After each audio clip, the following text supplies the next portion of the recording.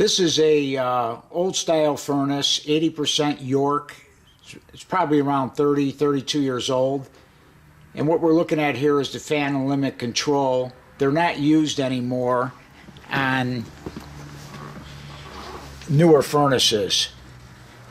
This is just on old furnaces that are more or less obsolete. And if you go, what this does is,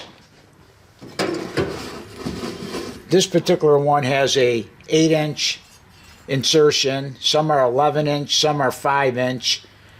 This is two dissimilar metals in here, and when heat is applied to this from the furnace, this slowly turns, and it's turning this dial right here. You could probably hear a click, and that will let the blower come on.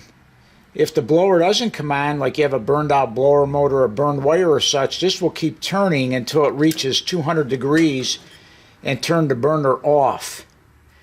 And the furnace will be overheated. If you walked up to the furnace, it would be quite hot, and you would know you had a problem with it, and most likely something with the blower motor or the circuit board on here.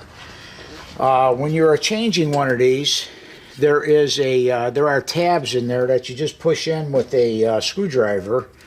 They're right here, and it will release the wire, and the wire will come out. One side is for the fan, as it's marked fan right here. The other side is for the limit, which is marked limit here. The limit is wired through the gas heating circuit, so if this heats up to 200 degrees, if the blower's not working, it will cut off the gas circuit. That's the safety of this particular furnace.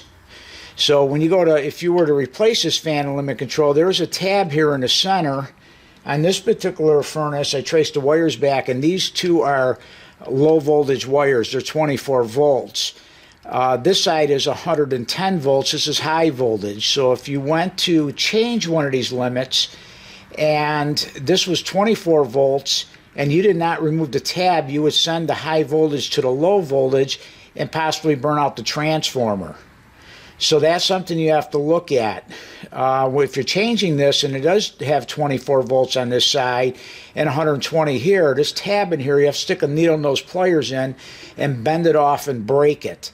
This way it has two separate switches totally that way. And that's what they're doing in this case here. And then you would simply, push the wires in. You have this tab here where you're pushing down, you pull the wire out. You push the tab in, you push the new wire in. It's easy to do. And then you would insert it here, put your 3 screws back in to hold it in, secure the wires. I had taken this loose ahead of time, obviously. And then these little finders that are in here, you don't want to spin this, you want to hold this and you move them. So they're set right now at 150, 100, and 200. What that means is the fan will come on at 150 degrees, it'll turn off at 100 degrees, and if the blower motor were to burn out or a circuit board problem where the blower didn't work, this will go up to 200 and turn off the gas circuit. So when you get these, the 200 is usually set. The other ones might be off a little bit, and then when you go to install this, you'll put it at 150, 100.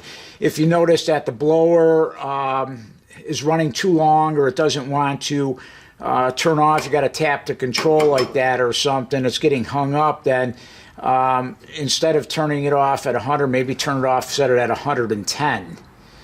And then you'll hear the blower turn off. So this will go click, and the burner's going, Let's say it satisfied the cycle. The burner goes off, the blower keeps going. This will slowly, just like this, start to come back, and you'll hear a click and it'll go off. So that's the terminology of these fan and limit controls and what they do and how you would install these.